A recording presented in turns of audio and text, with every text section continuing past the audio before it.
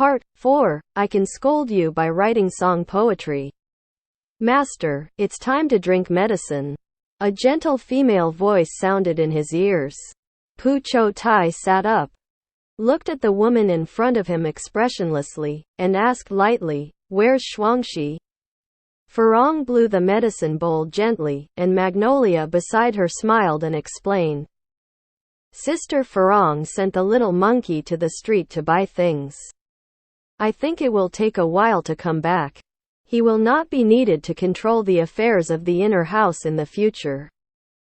Young master, it's better to get used to the service of slaves as soon as possible. Pu Qiutai sneered, raised his eyes to look at Furong, and said with a sarcastic smile, "Oh? Really? So, you were actually ordered to serve me?" Furong naturally knew what he was angry about, so she was not annoyed at all. She looked at Pu Qiutai with a smile. This beautiful and intelligent woman said softly, "The slaves are naturally here to serve you. Otherwise, what do you think the slaves are here to do?" Xia Linxuan's fiercely smiling face suddenly appeared in his mind. Pu Qiutai's hand trembled slightly, and he slowly lowered his eyes. He took the medicinal soup from Furong's hand and drank it with his eyes closed. He has been weak since he was a child, and has been hit one after another in the past year. Especially in the 3 months after entering Beijing. This made his body worse and worse. Xia Linxuan ordered the imperial doctor to diagnose his pulse. And he was immediately diagnosed with many problems, but they were all minor problems. The most serious ones were weakness of the spleen and stomach, strong liver fire, and irregular blood and strength. Knowing that the emperor valued this minister, the imperial doctors did not dare to neglect him at all and prescribed several prescriptions to help him regulate his health. Regardless of whether Pu Qiutai wants it or not, his unsatisfactory body is slowly getting better under the nourishment of these tonics. His originally skinny body has also gained a little bit of flesh. And his sunken cheeks have become a little plumper, and even more appear gentle, elegant, beautiful and pleasant. His life, even his diet and body were no longer under his control. This situation made Pu Qiutai sad and helpless. The only thing he was thankful for was that after that night, Xia Linxuan never summoned him again. Even though they had to meet in the court every day, as long as he didn't have to face the tyrant in private, he was already very happy and rejoiced. There is a saying that goes, "Whatever you fear will come true." Today, it comes true here in Pu Qiutai. I had just finished drinking the medicine, and I was glad that although there were a group of palace maids watching me, I didn't have to see the emperor. Before I could lie down to rest, I heard noisy footsteps outside, and then a high-pitched voice sang, "The emperor's oral order." Pu Qiutai got up from the bed. He was just saying something orally, and there was no need to set up a table to burn incense and change clothes. So, he knelt down quietly and listened to the eunuch. "Your Majesty has spoken. And Master Pu will go to Chulu Hall to receive a banquet tomorrow at the time of application. Give a feast again." Pu Qiutai suddenly raised his head, his face turned pale. He stared at the eunuch and said in a deep voice, "Eunuch, do you know why the emperor gave another banquet?" Eunuch Zhang knew about the incident at the banquet last time. So it's no wonder that this gentleman was frightened. In this case, the last time he was giving a banquet, he almost had the emperor strangle him to death. Although the favor is flourishing now, everyone in the palace knows that the emperor's kindness to Master Pu is just for the world to see. If he is really annoyed, he may be punished at any time. Therefore, Eunuch Zhang was not surprised by Pu Qiutai's attitude, so he smiled and said, "Don't worry, Master Pu, there is nothing special. It's just that several foreign princes from the previous battles came to the capital, and the emperor gave a banquet in Chulu Hall. Except for your excellency. In addition, All the ministers of the 4th rank and above are going there. Pu Qiutai breathed a sigh of relief. If all the officials of the 4th rank and above are going, it will be equivalent to a court meeting. He nodded and said softly, Pu Qiutai obeys the order. Eunuch Zhang looked at Pu Qiutai's thin body, frowned, looked at Farong and the others and said, the emperor sent the girls over to serve, but why haven't they seen any results so far? Farong smiled and said, Father, don't stand and talk without a backache. Let me give you a try. The young master's body was originally in bad condition, but now it is easy to recover this little flesh. Otherwise, he would collapse at the slightest wind in the past. Eunuch Zhang smiled and said, I think it's normal for you to be a little dissatisfied with the climate when you first arrive in the capital. The girls should serve you attentively. In addition, I also want to remind you that our emperor may seem cold and stern, but in fact he is not easily angered. Your Majesty, as long as you stay safe, you'll be safe. Pu Qiutai is a smart person. When he saw the concern on the eunuch's face and knew that he really cared about him, he couldn't help but smile and said lightly, I understand. Thank you, father-in-law. Eunuch Zhang was stunned for a moment, thinking that Lord Pu was really the reincarnation of the poetry star. He is so young and beautiful. But he is so talented that the emperor can force him to become an official even at the cost of threats and inducements. He must be a great talent who is famous all over the world. He still looks so beautiful, alas. It's just that life is a bit miserable. After Eunuch Zhang left, Pu Qiutai looked at the gorgeous clock in the corner. It was still an hour before Shen Shi. Seeing that he couldn't sleep, he sighed and said to Farong, Put some hot water on me, I want to take a bath. Farong smiled and said, Yes. Then she turned back to the little girls outside the door and said, Go find 2 pairs of clothes, and prepare them for the young master to change into later. Yes. And last time the emperor gave me mink fur, let's take the ferret one. After washing up, he put on a clean white brocade quilted robe, with a ferret fur cloak tied outside. With his eyebrows like distant mountains, his eyes like autumn water, and his head of black hair like clouds, Farong looked up and down several times. Then she clapped her hands and said with a smile, I only heard people talking about Panin and Son Yu before, but I didn't know what he looked like. Now that I see the young master, I realize that men can be so beautiful. Pu Qiutai lowered his eyes. He didn't like others to praise him for his beauty. If he hadn't been such a useless scholar, maybe he could have joined the army and shed his last drop of blood for the Daqing dynasty on the war-torn battlefield. The past is gone, and it is futile to think about it again. Pu Qiutai sighed softly in his heart and tightened his tight clothes. The carriage was already ready outside, and there was heavy cotton like snow falling from the sky, just like his chaotic mood. Chulu Hall is the 4th largest hall in the Front Palace after Qinzheng Hall, Qiankun Hall, and Yongxin Hall. It is a place specially prepared for the emperor to entertain officials. In layman's terms, it is a very luxurious and exquisite dining hall.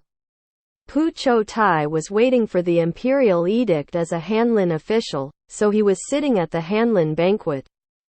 The dancing clothes were fluttering in the open space, and the sound of silk and bamboo around him was like fairy music. However, there was no relaxation and comfort in his heart as he enjoyed the singing and dancing. Among the several feudal princes sitting on the seats below the emperor, 3 were former officials of the Daqing dynasty. Because they fought bravely after surrendering to the daimyo and made great contributions on the battlefield, they were named the feudal princes of the border areas. Xia Linxuan was not a light-hearted person, and he was not without suspicions about these surrendered generals in his heart. However, an edict made these 3 people vassal kings, but set their fiefdoms at the border, asking them to defend the Daming Empire from other forces. The war in the country has earned him the reputation of a benevolent king who treats his subordinates favorably and is not afraid of his superior achievements. This move is not bad. Now that these three people have returned to the capital, not to mention what everyone really thinks, on the surface, it is a peaceful scene. From time to time, some ministers will come forward to talk and please, even Chan Yanan is no exception. Pu Qiutai, however, drank one cup after another of the rich and fragrant wine. Staring coldly at the vassal king Wu Tiande, who was next to the emperor's dragon case. If Pu Qiutai made a list of the people he hated most in his life, Wu Tiande would definitely be on the list. And he would be at the top. It was this Wu Tiande who was once praised by the emperor of Qing dynasty as an unparalleled famous general. Because of a woman who was kidnapped by rebels. He raised the flag of rebellion and resolutely lowered his name, thus giving the most sharp and heaviest blow to the declining dynasty. The thousands of miles of rivers and mountains that were already riddled with holes finally fell completely under the iron heel of the famous army. The peerless beauty sitting next to Wu Tiande, with a trace of sadness on her face, was the beauty who was attracted by the rebel leader and was forcibly summoned into the palace. But because of this, she forced Wu Tiande to rebel. However, she was just Wu Tiande's concubine in the past. Now, as the princess, she is sitting next to the rebellious minister and traitor. Pu Qiutai's expression all fell in Xia Linxuan's eyes. Although he didn't look in that direction on the surface, in fact, from the moment he stepped into the palace, the corner of his eye never moved away from Pu Qiutai. Xia Linxuan has been having a hard time these days. He is a young emperor, so he naturally has some luxurious hobbies. Although there are not many beauties in the harem, they are all stunning. However, since the last time banquet became lustful for Pu Qiutai, even the most charming and passionate concubine Luo could not keep him entertained these days. As soon as he closed his eyes, the image of this delicate but stubborn young man appeared in his mind as a shape. After enduring it for a few days and struggling for a few days, I thought I had suppressed the desire. He was a daimyo emperor and had never been lecherous with men. How could he have such lustful thoughts just because of a mere scholar? However, the strong concentration suddenly collapsed the moment he saw Pu Qiutai wearing a ferret cloak and sitting quietly behind the case tonight. It had always been like this. He was standing there. Sitting there, like extreme cold snowy plum blooming alone. He was incompatible with the warm atmosphere around him. From the bottom of his heart, he didn't want to blend in with the courtiers. Even if he had to do it. Minister, he also wants to be an independent and obedient minister. Licking his lips, maybe, he should put aside those scruples and have a taste of this man. The daimyo empire has always been open-minded, and as an emperor, it seems that he should not have to aggrieve himself. To blame, I can only blame you for not being able to restrain yourself. You clearly know what I care about most, but you just refuse to bow your head. You just want to put on this cold plum demeanor to attract my attention. In the court these days, it has been very hard to suppress your desires deliberately, but tonight you are wearing such pure white clothes and drinking alone with such a noble and snow-white attitude. Can you still blame me for not being able to suppress your desires? It was obviously you who seduced me. Xia Linxuan shamelessly made all kinds of incredible excuses for himself. He seemed to have forgotten that he had given Pu Qiutai the ferret cloak and white clothes. Apart from these clothes, he had ordered people to pack up all the other party's old clothes. Well, if you don't dress like this, how can you dress like this? At this moment, the song was about to end, the dancers bowed and filed away. and the courtiers had already had 3 rounds of 5-flavored wine, and were almost done eating and drinking. There was a faint sound of banging outside, and it was almost the second watch. Normally at this time, Xia Linxuan would order the banquet to be withdrawn, and then send guards to escort the courtiers out of the palace. But tonight, looking at Pu Qiutai's indifferent expression, and thinking of the provocation he had provoked to him during the banquet last time, Xia Linxuan suddenly felt unwilling to admit defeat.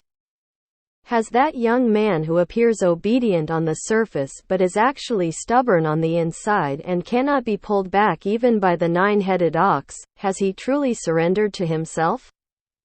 Even if this sincere surrender is only superficial. Thinking of this, Xia Linxuan finally turned his head, looked at Pu Qiutai openly, and said with a smile, "Pu Qiutai is good at poetry. I heard that you are better at song lines, a genre of poetry with a longer length, such as Song of Everlasting Sorrow, and Pippa lines by Bai Jui." Pu Qiutai raised his head. Surprise flashed in his eyes, and then his eyes moved away from the emperor and fell on Wu Tiande. He clenched his fists, but after thinking again and again, he finally stood up and said calmly, "Back to tell the emperor, I am too drunk. I drank a few more glasses just now. I am really not in the mood for poetry at this time. Please find another wise man to avoid my death." Smiled generously. Haha, is this considered a good lesson? Compared to the last time he said in front of me, it's just an official who misses the whole life. Fish and birds still think about the vastness of the world, and so on. This time I carefully concealed the unyielding thoughts in my heart, which should be regarded as a blessing to myself. Have you regressed? Xia Linxuan thought like this. He felt that he should be content. It would not be easy for someone like Pu Qiutai to make him take this step back. However, I don't know why. Maybe he had a few glasses of wine, or maybe he had already made up his mind, so he wanted to push this beautiful young man to a point of no return. He did not relax, and said aggressively, "No interest in poetry? No matter, Pu Qiutai is a talented scholar who is famous all over the world. I believe you can write a good poem even if you have no interest in poetry." After he finished speaking, he waved his hand to the Xiao Beiji next to him and ordered, "Go and bring up the paper screen. Tonight, I not only want to listen to Pu Qiutai's poetry, but also see his calligraphy." Paper screens are fine, flexible papers embedded in screens. They are usually prepared by dignitaries for celebrities and talented people. They can paint on the screen paper. Most of these works will be well preserved. Now Xia Linxuan asked Xiao Beiji to carry the paper screen. Although it was an expression of his respect for Pu Qiutai, it also secretly forced him to a point of no return. Pu Qiutai stood up slowly. How could he not understand Xia Linxuan's intentions?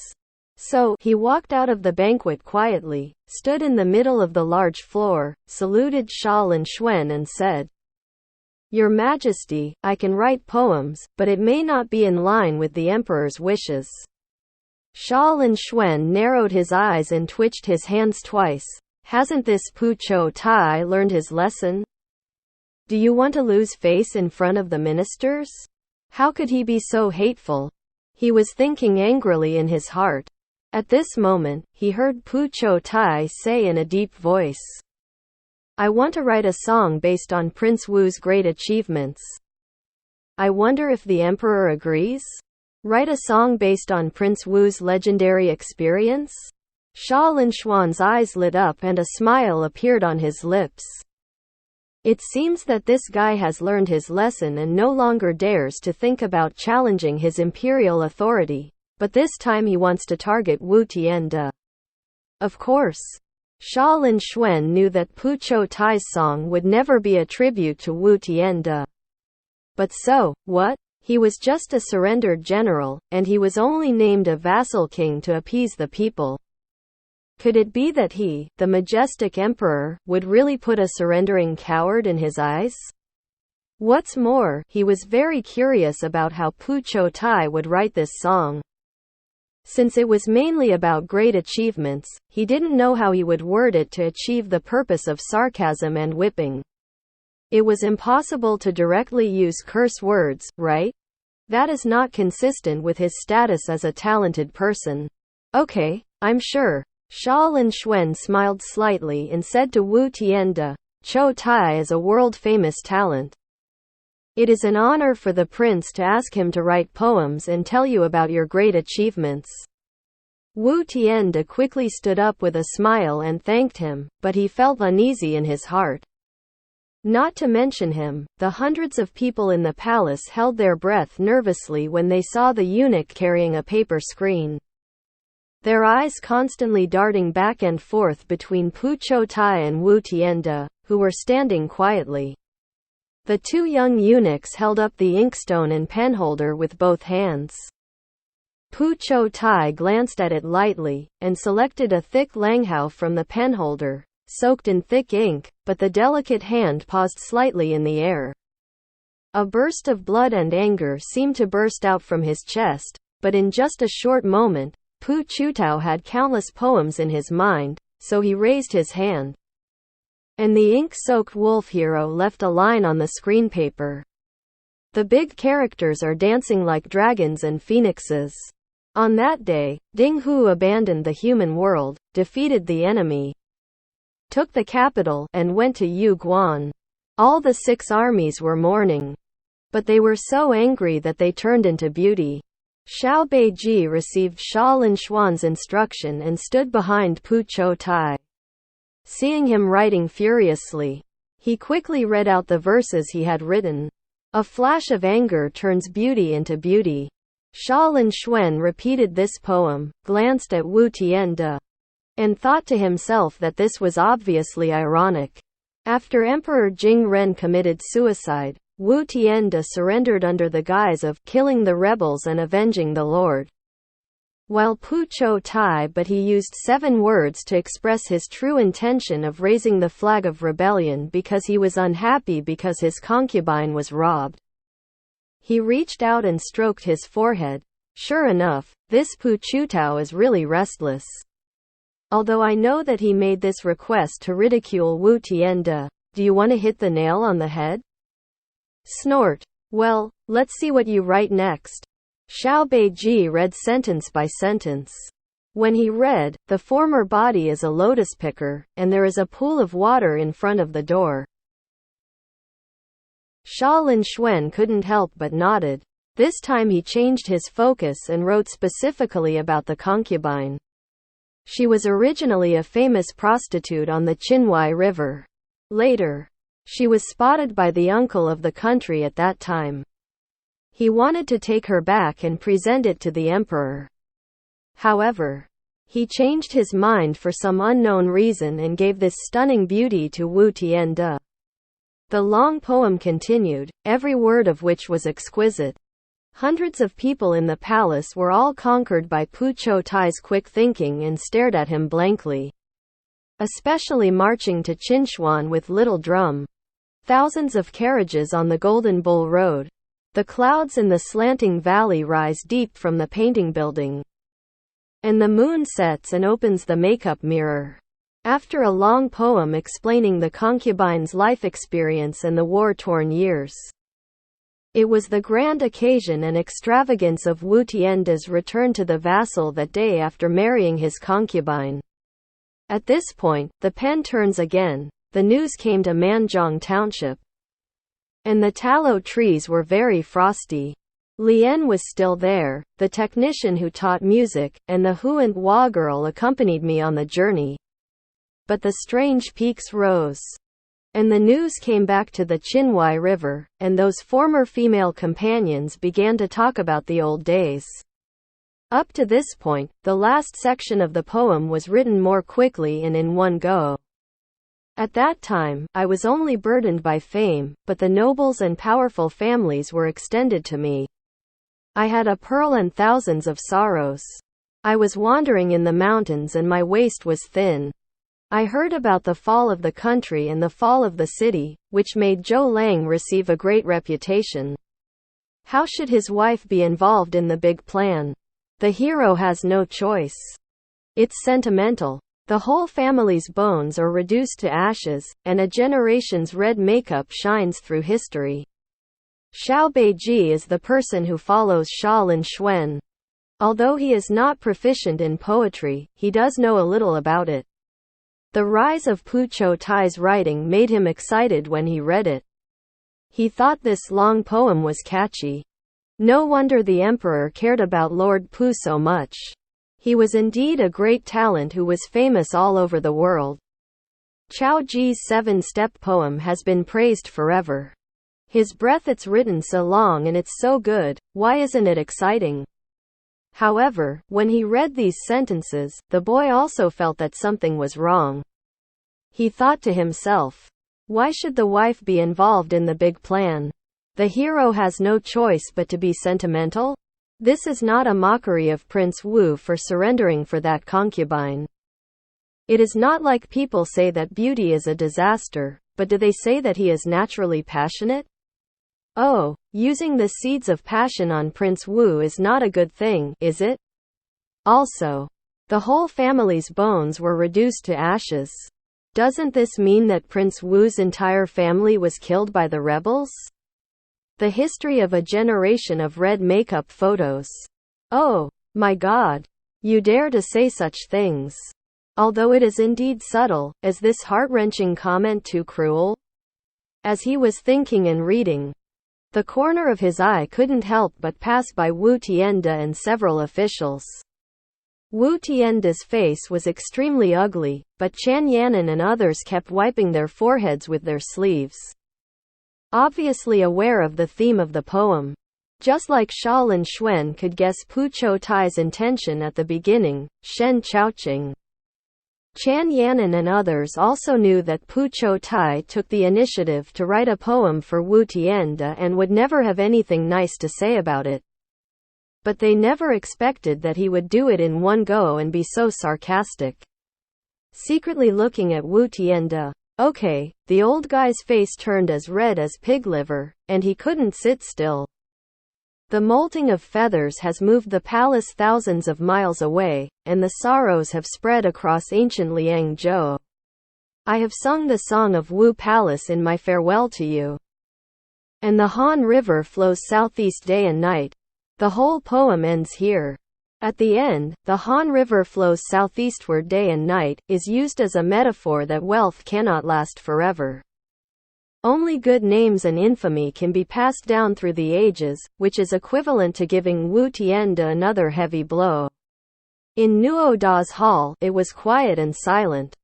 Pu Qiutai's thin body stood in front of the screen, staring blankly at the long poem that he had written with all his energy.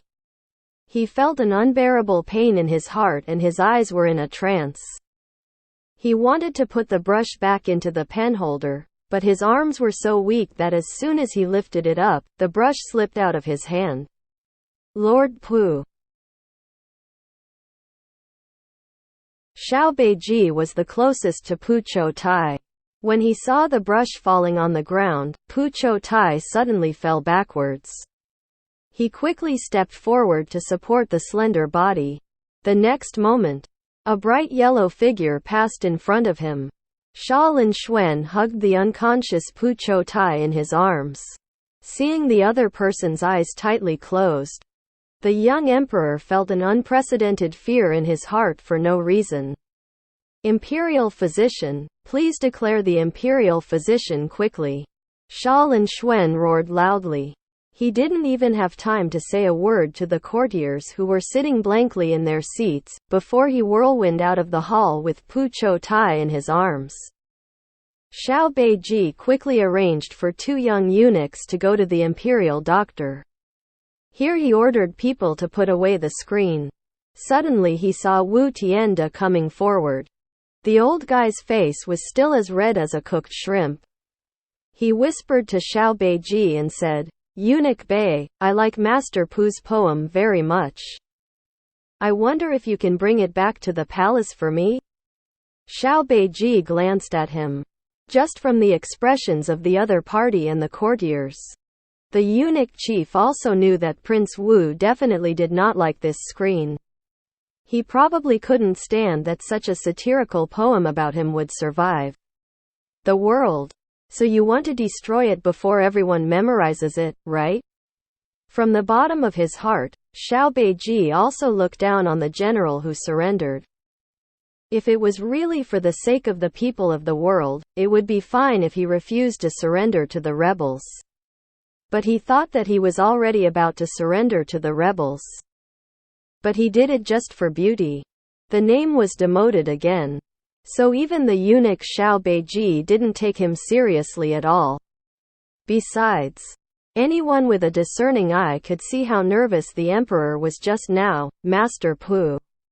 Just looking at the ministers who were still sitting dumbfounded, one could tell that the emperor's move was not superficial. He was nervous about the other party from the bottom of his heart.